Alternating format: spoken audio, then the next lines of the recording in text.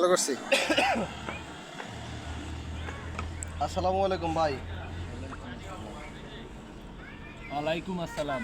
তো আমরা থাইল্যান্ডের একটা হাগা কোম্পানি থেকে আসছি, বুঝছেন?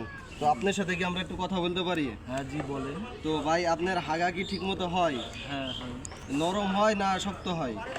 মিডিয়াম হয়। মিডিয়াম হয়, নরম না শক্ত না? না, না। যে আপনার হাগার সময় কি কোনো কষ্ট হয়?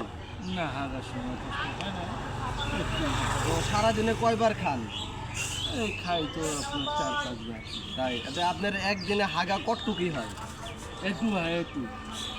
একটুক হয়? হ্যাঁ একটু হয় একটু। একটুক হাগা। হ্যাঁ হ্যাঁ। তো আপনার বাড়ির সদস্য কয়জন?